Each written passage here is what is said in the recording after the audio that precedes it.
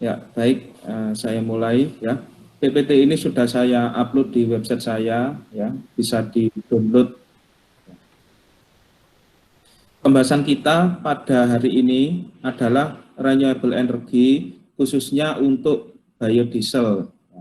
Subtopik pembahasan itu ada pengertian biodiesel, kemudian mekanisme pembuatan biodiesel, mekanisme reaksi transesterifikasi pada biodiesel, mekanisme pembakaran biodiesel, efisiensi pembakaran biodiesel, biodiesel di dunia, dan biodiesel di Indonesia. Apa itu biodiesel? Biodiesel merupakan bahan bakar alternatif yang berasal dari trigliserida. Ya. Jadi asalnya dari trigliserida. Trigliserida itu merupakan senyawa penyusun minyak goreng ya kalau yang ditemui sehari-hari.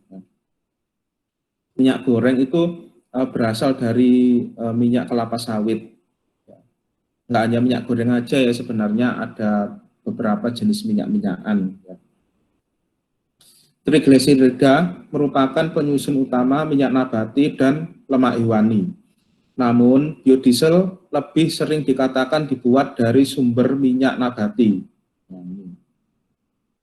Sumber minyak nabati ini bisa berupa minyak sawit, minyak kelapa, minyak biji jarak, dan lain-lain. Kalau di Jepang itu biodieselnya dari minyak biji bunga matahari ya. Tapi kalau bunga matahari ditanam di Indonesia itu tidak semuanya cocok ya iklimnya. Itu butuh iklim yang lebih sejuk ya. Sedangkan di Indonesia itu iklimnya cenderung panas ya. Skema produksi biodiesel dari minyak nabati atau trigliserida ya, melalui proses transesterifikasi. Jadi bahan bakunya itu minyak nabati atau nama senyawanya itu trigliserida. Proses reaksinya itu namanya transesterifikasi. Dengan metanol ya. Metanol itu reaktannya menghasilkan gliserol dan biodiesel atau metil ester. Gliserol itu merupakan produk sampingnya. Kemudian biodiesel itu termasuk senyawa metil ester. Ya, jadi senyawa ester dengan cabang metil. Ya.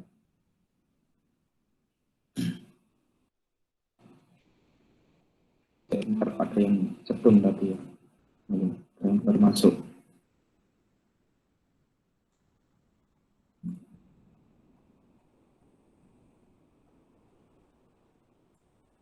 Ya, saya lanjut. Mekanisme pembuatan. Nah, ini adalah mekanisme pembuatan biodiesel. Ya.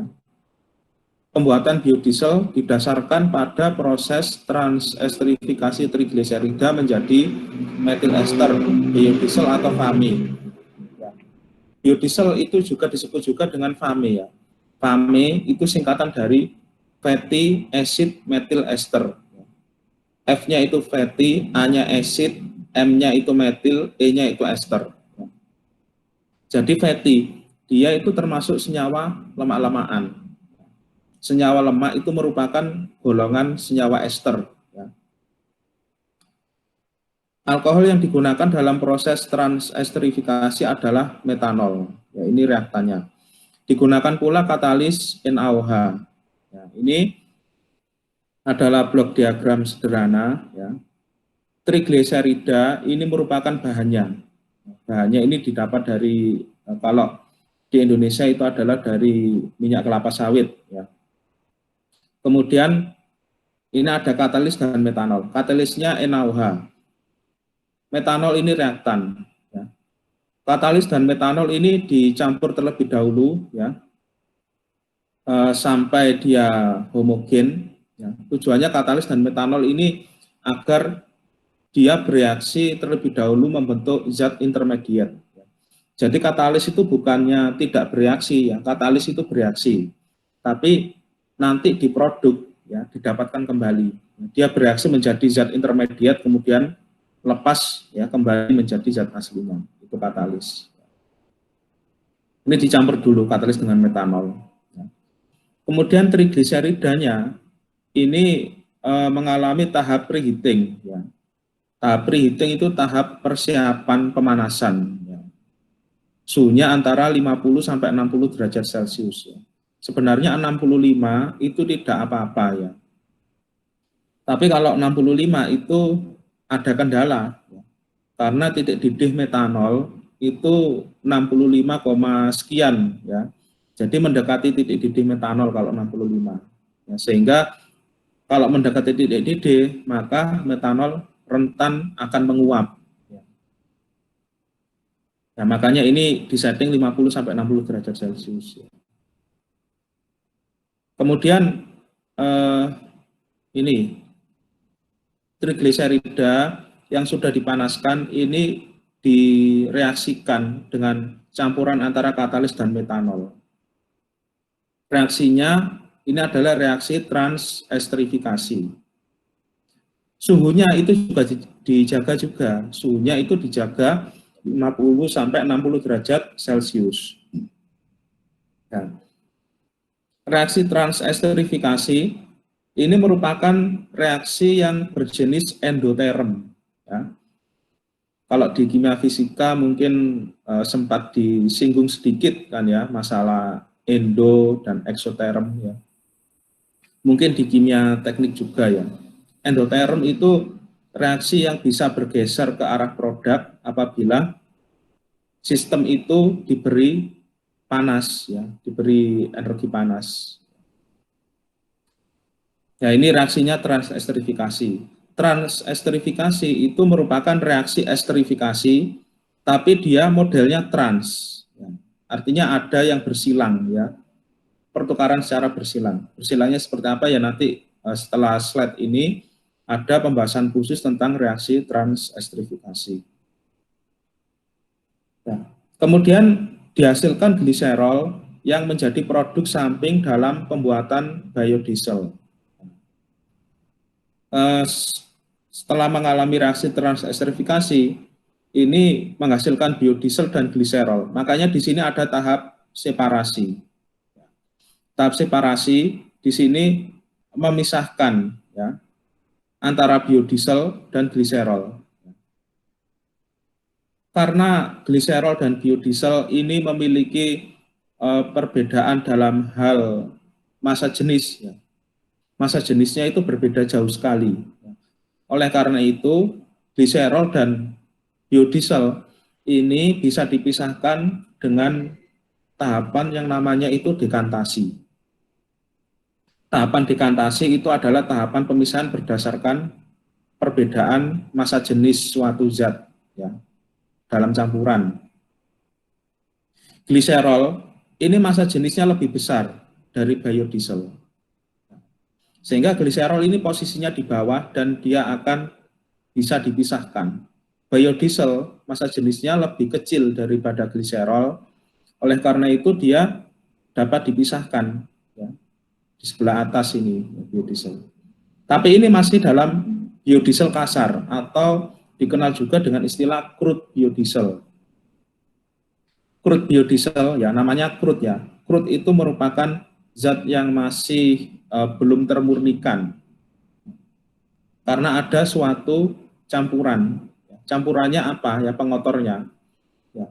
Di sini ada biodiesel ya, pengotornya itu bisa jadi dari trigliserida yang belum bereaksi ya, karena konversi 100% itu kan sulit ya. Kemudian katalis ya, karena katalis ini didapatkan kembali di produknya.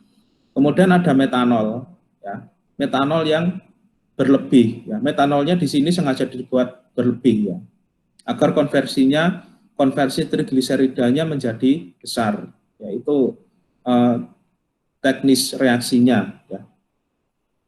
Nah, di sini biodiesel campur trigliserida, campur katalis, campur metanol. Untuk memurnikannya lagi, di sini ada tahap purifikasi. Tahap purifikasi dari crude biodiesel menjadi biodiesel murni itu bisa dengan cara yang paling sederhana itu adalah evaporasi. Mengevaporasikan metanol dengan katalisnya, ya. Jadi diuapkan. Tahap evaporasi ada juga, itu tahapan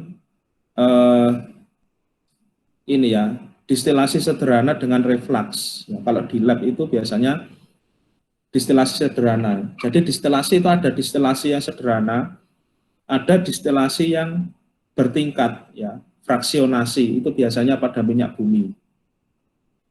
Ini menggunakan distilasi sederhana saja ini sudah cukup ya untuk purifikasi ini. Nah, sehingga di sini didapatkan biodiesel ya. Biodiesel ini senyawanya FAME ya. FAME itu fatty acid methyl ester. Dapat biodiesel murni. Ini adalah mekanisme reaksi transesterifikasi. Reaksinya ada dua ini. Ya. Yang sebelah atas ini merupakan reaksi pencampuran antara metanol dengan NaOH. Kalau di kimia organik mungkin ya semester ini ya, mungkin kalian masih ingat reaksi alkohol primer ya dengan basa kuat dari logam ya, misalkan NaOH, itu akan bisa membentuk senyawa logam alkanolat. Logam ya, logam itu Na, alkanolat ya. Alkanolat itu dalam hal ini OCH3 ini. Atau nama aslinya itu metanolat ya. Jadi terbentuk natrium metanolat. Kemudian hasil sampingnya ini terbentuk H2O ya, terbentuk air. Nah ini jadi reaksi katalis dengan reaktan metanolnya. Selanjutnya natrium metanolat ini akan bereaksi dengan trigliserida seperti pada reaksi yang di bawah ini ya. Ini yang paling kiri, ini ada senyawa trigliserida. Tri itu 3. 3 itu maksudnya apa? Karena dia mempunyai 3 gugus ester. Gugus ester yang atas, yang tengah, dan yang paling bawah. Ya, ini makanya dia trigliserida namanya. Kemudian ini ada R ya. R itu maksudnya apa? Ini kan ada R1, R2 dan R3 ya. R1 ya maupun R2 dan R3 itu merupakan bisa digantikan dengan jumlah atom karbon dengan jumlah tertentu ya. Misalnya saja ya, sama-sama jenis senyawanya itu trigliserida, tapi jumlah R-nya itu bisa berbeda. Misalkan gini, antara minyak kelapa sawit dengan minyak jarak, itu berbeda jumlah R-nya. Kalau minyak kelapa sawit itu didominasi atau lebih banyak, R-nya ini adalah C-nya itu 16. Beserta rantai utamanya ya. Jadi C ya, strip R ya. Ini jumlahnya 16 kalau minyak kelapa sawit, karena minyak kelapa sawit itu palmitat. Palmitat itu C-nya 16. R1, R2, R3 16 ya. Kalau minyak biji jarak ya, itu kemungkinan besarnya dia itu adalah C18 ya. Jadi oleat. Oleat itu karena rantai utamanya 18 ya, jadi ini C strip R ya, C ditambah R ini jumlahnya 18 ya. Nah, inilah yang menyebabkan pentingnya kita itu memilih bahan baku biodiesel ya. Jadi kita itu tidak bisa ngawur ya, milih trigliserida ya. Tahu-tahu oh ini bahan ini mengandung trigliserida ya, trigliserida yang seperti apa dulu ya. Trigliserida itu dalam pemilihan trigliserida dalam hal ini sangat berpengaruh pada kualitas biodiesel nanti. Semakin pendek rantai utamanya ya, maka kualitas biodiesel itu akan semakin bagus ya. Biodiesel itu jumlah atom C-nya itu antara 14 sampai 22. Kalau minyak kelapa sawit kan C-nya 16 ya. Kalau C-nya 16 ya berarti eh, dia itu sudah mendekati 14 ya. Hanya selisih 2 saja. Kalau minyak hewan ya, misalnya minyak ikan itu biasanya agak panjang ya, C20 ya, sehingga dia berpotensi digunakan sebagai biodiesel, tapi kualitas biodieselnya kurang bagus ya. Ya, lanjut, ini trigliserida direaksikan dengan metanol dan NaOH. Metanol dan NaOH bereaksi terlebih dahulu seperti reaksi yang di atas, membentuk natrium metanolat. Natrium metanolat, karena dia termasuk logam alkanolat, ya, apabila dia bertemu dengan ester, maka dia bisa memutus ikatan rantai cabang ya, pada gugus ester. Ini kan sebenarnya senyawa ester. R1, R2, R3 ini rantai utama, ya, letaknya di sini. Nah, ini kan C kemudian double ikatan, O kemudian ikatan tunggal O, ya, ikatan tunggal lagi. Nah, ini kan sebenarnya yang saya kotai pink, ya warnanya pink, ini merupakan cabangnya ya kalau di dalam gugus ester. Cuma cabang 1, 2, dan 3 ini saling nyambung. Nah, ini bisa diputus ya. Cabangnya ini bisa diputus dengan adanya logam alkanolat. Dalam hal ini adalah natrium metanolat. Diputus, kemudian yang biru ya di sebelah kiri jadi biru, yang sebelah kanan. CH3 ya. CH3 pada natrium metanolat ini masuk ya, menggantikan CH2 pada sebelumnya ya, pada trigliserida ya. Nah, sehingga di sini jadinya kalau satu senyawa ini itu disebut juga dengan senyawa monogliserida. Mono itu satu ya, gliserida itu ya ini ya wujudnya. Nah, ini terbentuk 3 monogliserida ya. Ya.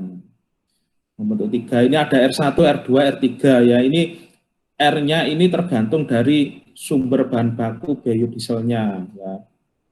Makanya biodiesel itu sumbernya itu tidak bisa ngawur ya.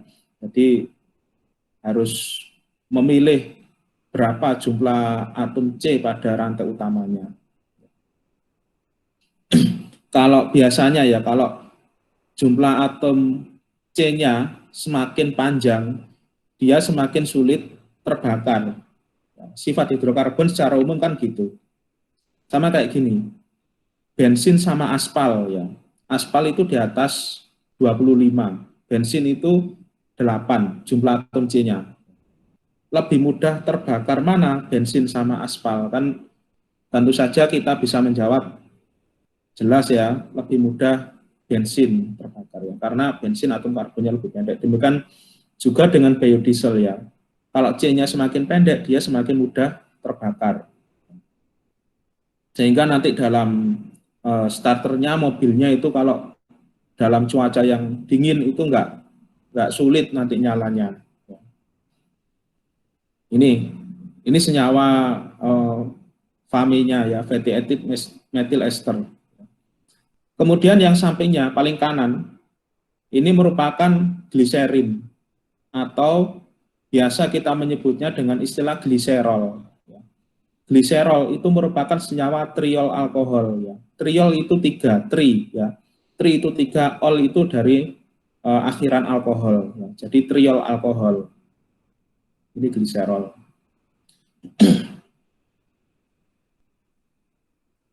Nah, karena satunya itu biodiesel itu senyawa lemak. Ya. Yang lemak itu biasanya sifatnya mirip minyak ya. Mirip minyak, maka dia sifatnya nonpolar. Sedangkan gliserin atau gliserol, dia punya OH sebanyak 3. Kalau dia bertemu dengan gliserol yang lain, dia bisa membentuk 3 ikatan hidrogen menjadi sangat polar. Satunya non-polar, satunya polar, maka bisa dipisahkan, pasti memisah ini ya. Misalkan didiamkan saja 5 jam gitu ya, ya pasti memisah. Minyaknya yang atas, yang kemudian gliserolnya yang bawah.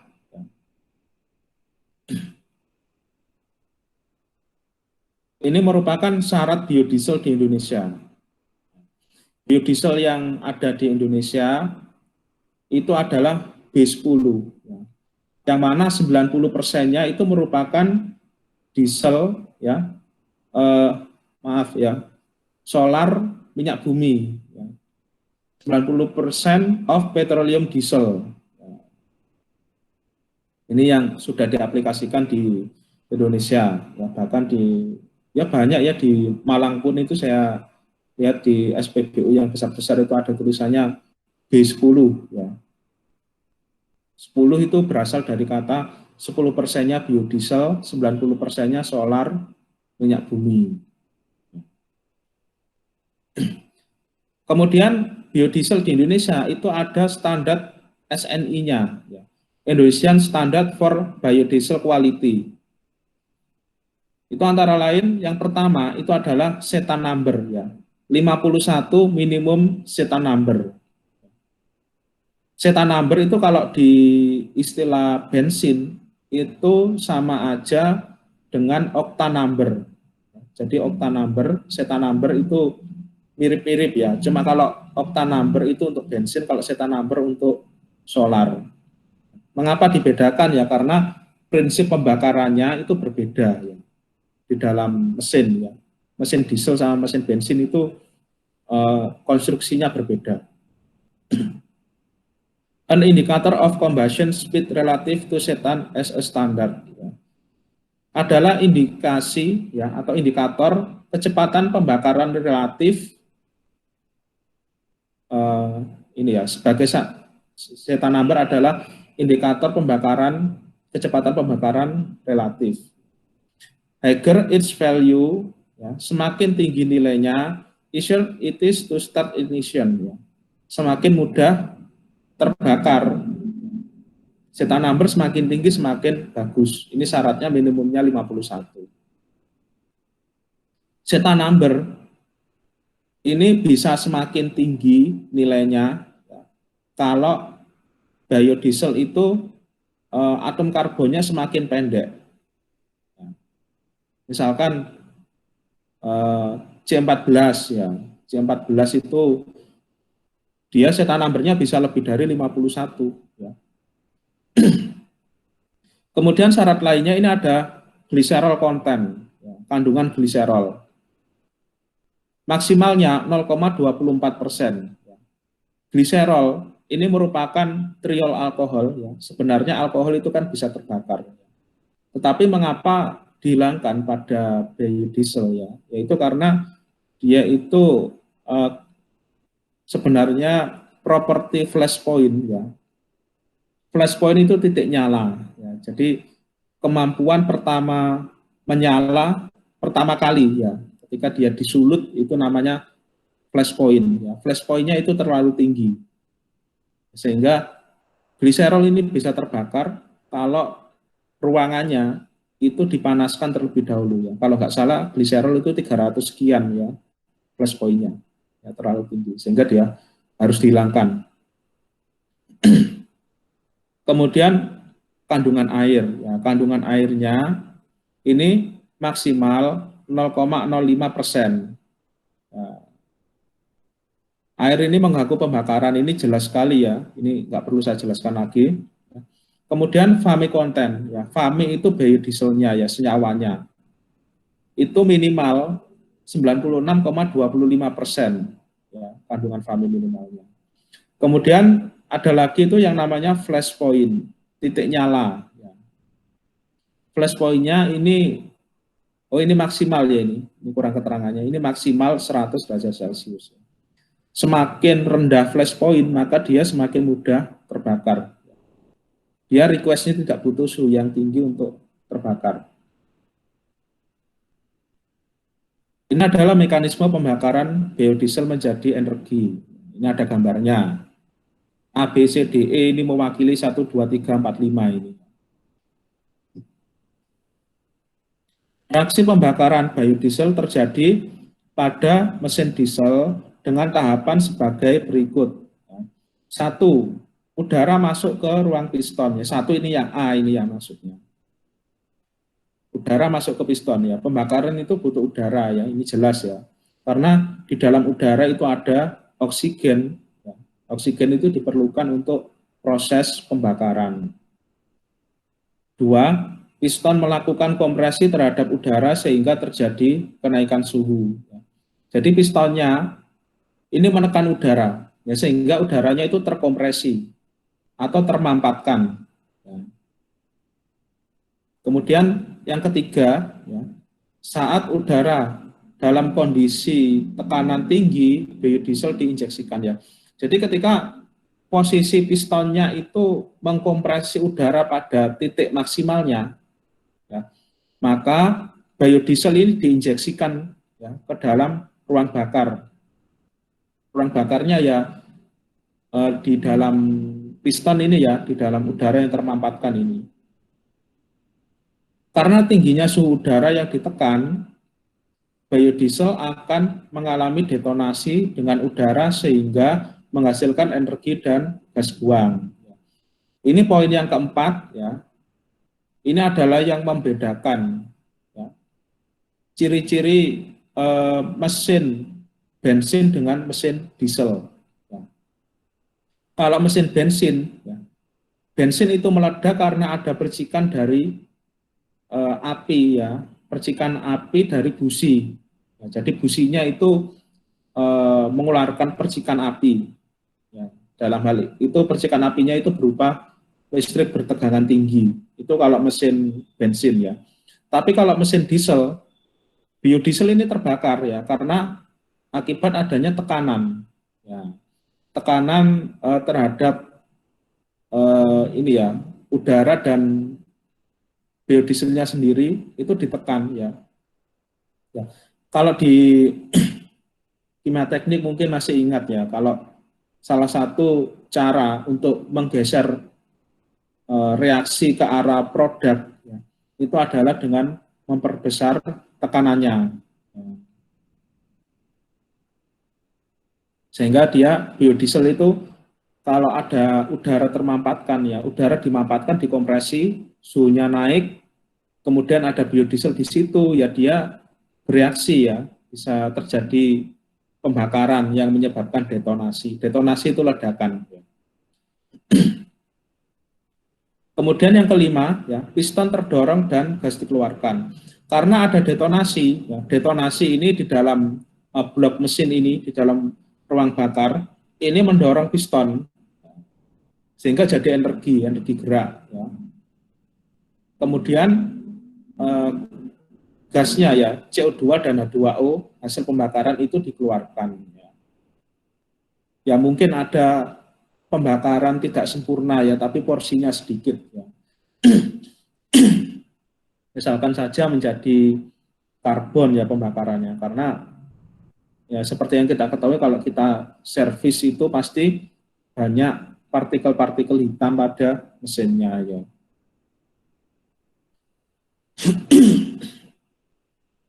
Ini merupakan data yang saya dapat dari salah satu jurnal ya. Efisiensi energi biodiesel dari kelapa sawit. Tapi ini jurnalnya, ini adalah ini jurnalnya orang ini ya, orang Jepang ya ini. Ya. Di mana sumbu X-nya ini merupakan campuran biodiesel dalam persen massa. Kemudian sumbu Y-nya merupakan efisiensi energi. Ini maknanya kalau misalkan 20 gitu ya, berarti 20%-nya biodiesel, 80%-nya itu adalah solar. Di sini dapat dilihat ya. Ini semakin naik ya, dengan penambahan biodiesel ke dalam solar, maka efisiensi energinya semakin naik. Tapi pada puncaknya ya, dia akan turun. Ya, akan turun, ya, sampai ke 100 ini pun masih turun, tapi relatif polanya sudah landai. Inilah yang menyebabkan kalau biodiesel sekarang itu dicampurkan ke solar itu tidak banyak ya jumlahnya, karena terkendala efisiensi energi ini. Apabila biodieselnya terlalu banyak, maka efisiensi energinya juga semakin turun juga. Jadi ada nilai optimumnya, berapa persen biodiesel yang dicampurkan. Ini optimumnya pada 20% ya, campuran biodiesel. Kalau 20% berarti B20. Ya, ini kemudian pasar biodiesel di dunia ya, tahun 2010 sampai 2020. Ya ini alhamdulillah saya dapat datanya sampai 2020 ya, jadi up to date ya datanya ini. Ya ini ada supply, ada demand. Supply itu produksinya, demand itu permintaan pasar. Negaranya ini dibagi 4 region ya. Ada Asia Pasifik, Eropa, Amerika Latin, dan Amerika Utara. Sembunyinya ini volume ya, million liter. Ya, kita lihat grafiknya. Pada tahun 2010, ini supply dan demand-nya relatif hampir sama ya.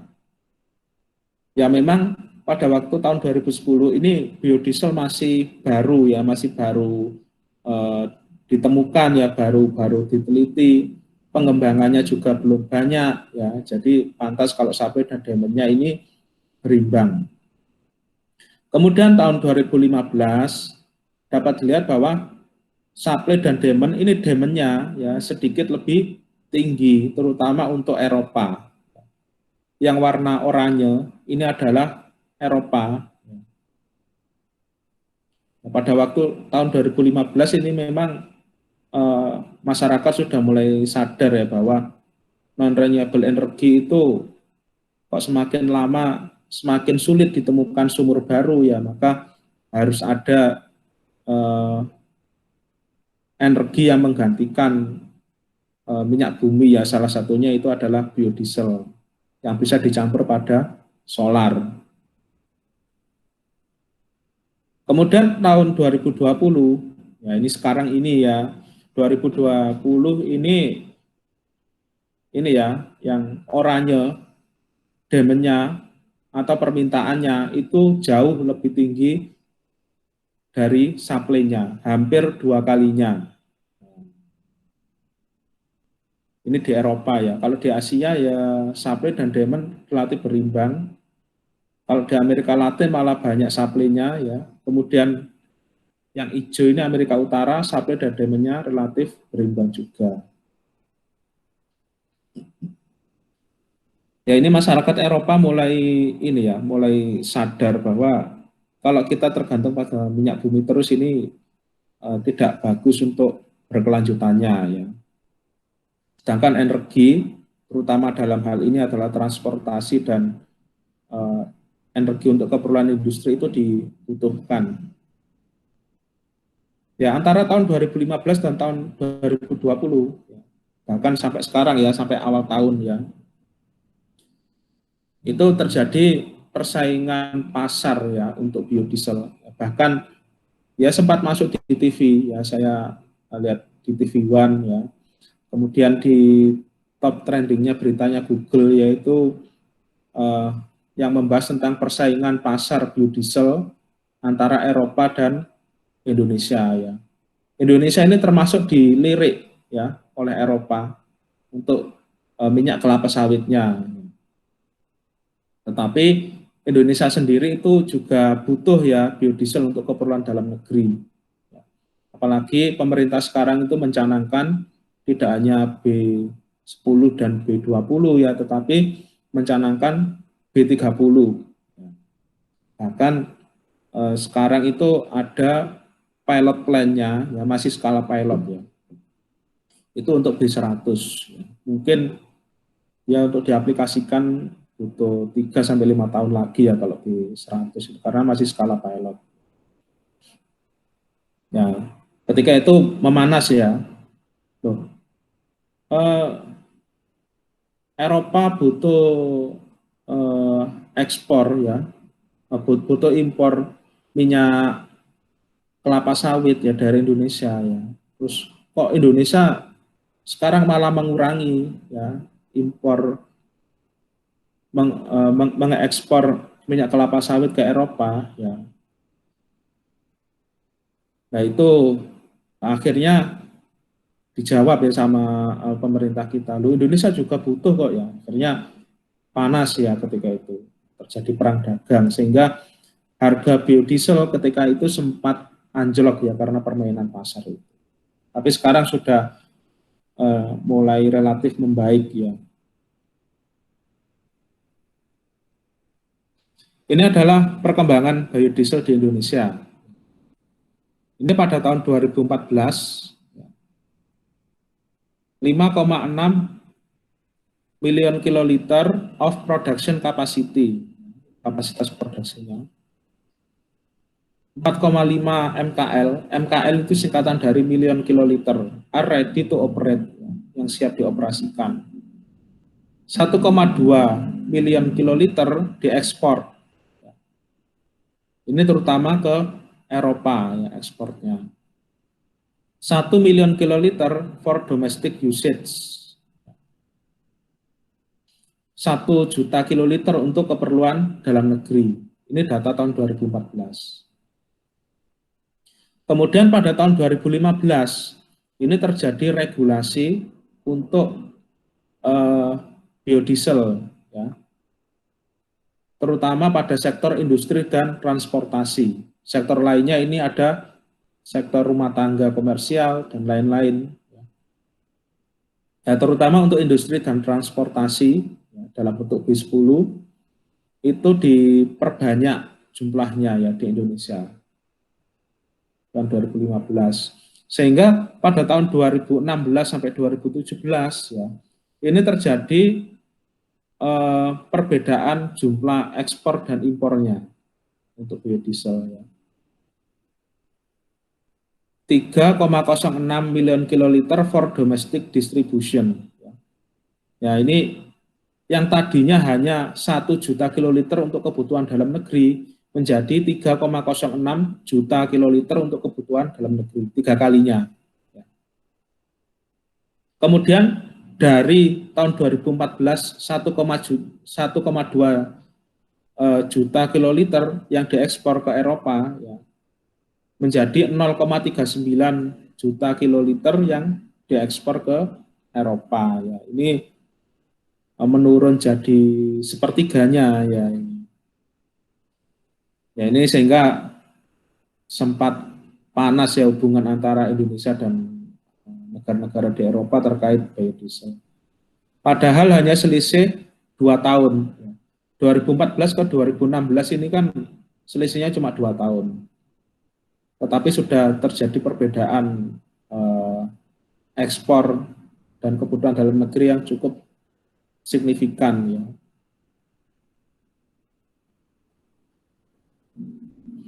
Untuk biodiesel ini konsumsi energinya ya. Konsumsi energinya secara keseluruhan ya 962 ya.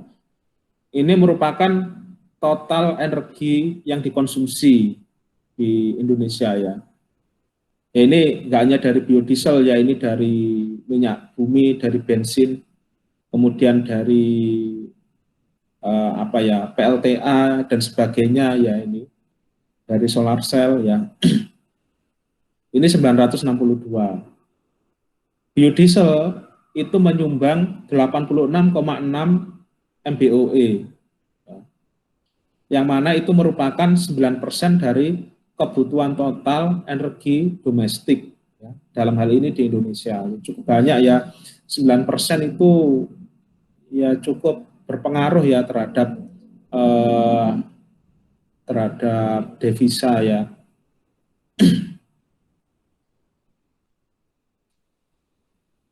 Kemudian ini adalah perusahaan biodiesel di Indonesia ya.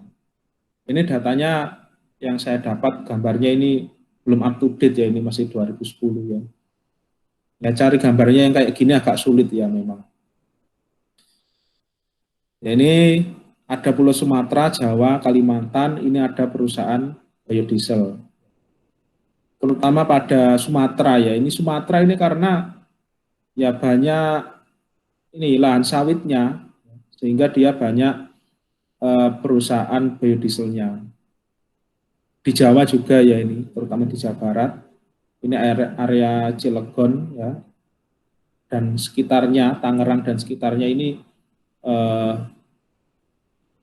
banyak industri biodiesel. Ya. Di Kalimantan ini kalau tahun sekarang ya, misalkan ini datanya saya update 2020 ini mungkin lebih banyak lagi ya ini jumlah pabrik biodieselnya. Di Kalimantan ini ada Wilmar Group, 1 juta kiloliter per tahun. Ini jumlahnya 1 juta kiloliter. Nah, banyak sekali ya ini.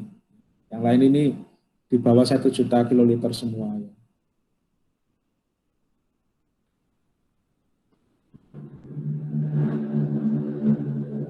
Oh, di NTT ternyata ada juga ya ini. Sweden Bioenergi NTT. Ini merupakan daftar perusahaan biodiesel di Indonesia penyuplai Pertamina. Jadi Pertamina itu tugasnya salah satunya itu adalah memblending. Ya, memblending itu mencampur ya. Yang dicampur itu antara biodiesel dan solar minyak bumi. Biodieselnya itu disuplai dari mana? Biodieselnya disuplai, ini saya dapat datanya ada 20 perusahaan ini. Kemudian ini volume kiloliter ya. Ini per tahun ya, ini per year-nya kurang ya, ini ada. Ini satuannya kiloliter per tahun. Ya, kita lihat di sini yang paling banyak ini Wilmar ya ini ya. Wilmar Bioenergi dan Wilmar Nabati Indonesia ya. Wilmar Nabati Indonesia itu salah satu cabangnya ada di Jawa Timur ya, di Gresik. Di daerah industri sana itu ada Wilmar Nabati Indonesia, itu produksi biodiesel juga. Ya. 192.000 kiloliter. Kemudian yang banyak lagi ini PT Musimas ya, 160.000 sekian kiloliter. Yang lainnya ya, kisaran kapasitasnya 50 ribuan ya, sekitar segitulah ya. Ini ada dari Kalimantan ya, PT Kutai Refinery Nusantara, ini Kalimantan.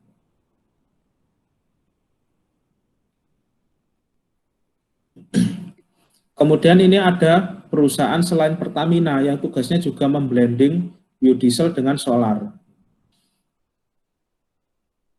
Namanya ini adalah AKR ya. AKR itu saya singkatannya tidak tahu ya ini. Jadi AKR itu PT AKR Korporindo ya. Ya nanti bisa di Google ya, bisa di googling nanti AKR itu singkatannya apa. Ini ada singkatannya. Cuma kalau orang biasanya menyebutnya AKR gitu aja ya, PT AKR Korporindo.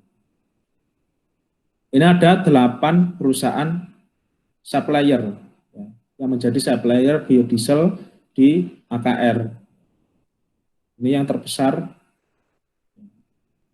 ya nomor 3 ini ya, PT Wilmar Nabati Indonesia 9.050 kiloliter. Tapi PT AKR ya, ini kapasitasnya tidak sebesar Pertamina ya. Contoh saja ya, ini yang terbesar nomor 3 ini 9.050 kiloliter ya. Kalau di Pertamina ya, yang terbesar ini suppliernya ya sama-sama Wilmarnya 192.000. Berarti berapa kalinya? Sekitar 20 kalinya ya. 20 kalinya ya. Ini PT AKR ini kapasitasnya tidak terlalu besar ya. Tapi cukup membantu ya. Kemudian keuntungan biodiesel itu yang pertama, biodiesel itu renewable energy. Ya, jelas ya ini karena biodiesel itu berasal dari minyak kelapa sawit. Ya, minyak kelapa sawit itu dari buah sawit, ya, buah sawit dari pohon, ya, pohon sawit, yang mana kalau habis ya dia bisa ditanam lagi, tentu saja dengan pengolahan lahan yang bijak ya, karena pohon sawit itu sangat menyerap air dan unsur hara di tanah ya. Jadi harus ada manajemen pengolahan tanahnya yang bijak. Kemudian biodiesel itu tidak mengandung bahan kimia beracun. Dalam pembakarannya tidak seperti ini ya, ditambahkan zat adiktif yang macam-macam itu ya, yang ada PB-nya lah, yang ada apanya ya, sehingga dia menjadi beracun ya kalau ditambahkan zat-zat adiktif. Untuk biodiesel ini, biodiesel dicampur solar tidak perlu membutuhkan zat adiktif ya. Kemudian mengurangi ketergantungan kita pada bahan bakar fosil ya. Yang ketiga ini jelas ya, karena yang semula kita hanya bergantung pada solar minyak bumi, sekarang kita sudah bisa menggantikan sebagian solar minyak bumi itu dengan biodiesel. Yang keempat, ini emisi karbon dioksida yang dihasilkan lebih rendah 70% sampai 75% dari bahan bakar jenis lain. Ini bagus sekali ya, ramah lingkungan ini biodiesel ini. Kemudian yang kelima, dapat diproduksi secara lokal. Ya, di mana di situ dapat ditanamin pohon sawit ya, atau sumber-sumber nabati yang lain yang bisa digunakan untuk biodiesel ya. Di situ berpotensi didirikan entah itu pabrik skala besar atau skala kecil untuk pengolahan biodiesel.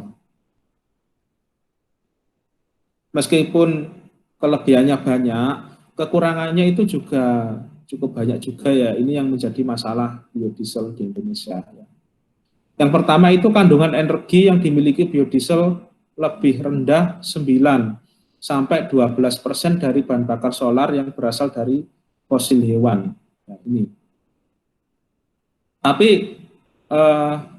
rendahnya energi dari biodiesel ini, hal ini bisa diatasi ya. Yang pertama itu misalkan dengan mengoptimalkan ruang pembakaran.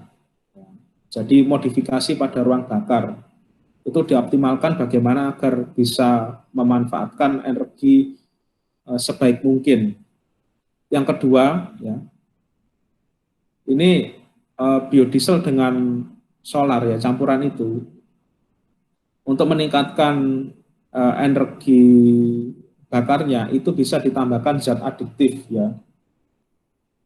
Ya biasanya kalau cowok itu kan ya suka apa ya, balap motor itu ya, biasanya di tangki bensinnya ya, di bensinnya itu dimasukin kayak pil gitu ya. Itu sebenarnya zat adiktif ya. Katanya tarikannya biar bisa cespleng gitu ya. Ya. Kalau di biodiesel itu bisa juga ditambahkan zat adiktif ya. Tapi nanti konsekuensinya ya dia lebih tidak ramah lingkungan ya, karena zat adiktif tadi juga akan lepas di udara ya ketika selama proses pembakaran itu.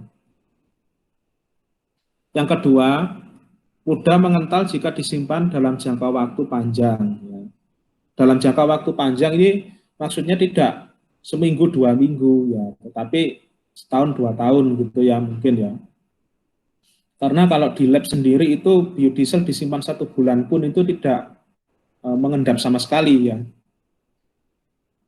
Kalau dia mengental ya, mengapa bisa mengental ya? Karena biodiesel itu termasuk senyawa fatty ya, termasuk golongan lemak-lemakan. Jadi dia bisa mengental dalam jangka waktu yang panjang. Caranya bagaimana kalau sudah mengental ya? Caranya biar dia tidak mengental ya, menjadi homogen lagi ya, dengan cara pemanasan dan pengadukan ya.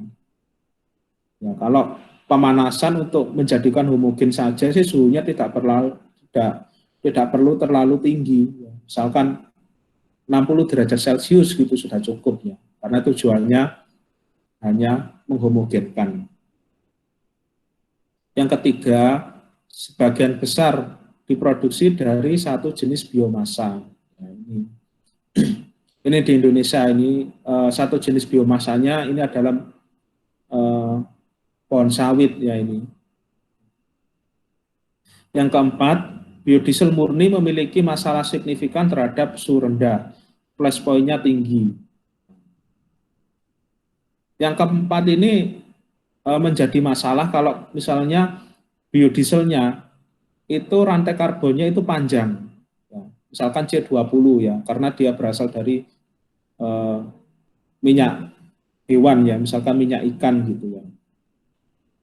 Ini jadi masalah. Tapi kalau biodieselnya itu rantainya pendek, misalkan C-nya 14 gitu. Ini tidak jadi masalah ya, karena kalau rantai karbonnya pendek, flash point-nya juga jadi rendah juga. Yang terakhir ini biodiesel dapat melepaskan oksida nitrogen yang dapat mengarah pada pembentukan kabut asap. Ya. Yang kelima, ini bisa terjadi kalau pada tahap pemurnian biodieselnya tidak bagus. Ya. Tadi pada tahap pembuatan biodiesel itu kan ada tahap purifikasi. Ya. Kalau purifikasinya di situ nggak bagus, ya dia biodieselnya rentan mengandung senyawa oksida nitrogen. Terima kasih kepada mahasiswa Teknik Kimia FTUB Angkatan 2015 dan 2016 yang telah mengambil mata kuliah energi. Ini PPT-nya dulu itu dari Angkatan 2015 dan 2016 ya, yang sudah direvisi. Ya. Kemudian saya gabung dengan data saya, ya, sehingga datanya bisa jadi banyak. Ya. Daripada PPT-nya hanya tersimpan di drive saya saja ya. PPT-nya mereka tersimpan di drive saya saja, dan kalau tersimpan aja kan mubadir ya. Ya lebih baik saya gunakan saja untuk menyempurnakan materi PPT saya dalam hal ini biodiesel supaya ilmunya manfaat. Dan pasti saya cantumkan ya ini terima kasih kepada angkatan 2015 dan 2016. Terima kasih. Nah, presentasinya selesai.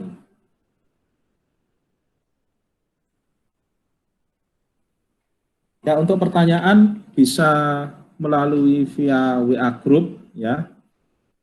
Saya harap yang tanya banyak ya, karena untuk biodiesel ini itu erat hubungannya dengan jurusan kalian ya. Di skripsi pun itu ada tema khusus tentang biodiesel ya di bidang energi. Ya sekian presentasi dari saya. Assalamualaikum warahmatullahi wabarakatuh. Waalaikumsalam warahmatullahi wabarakatuh.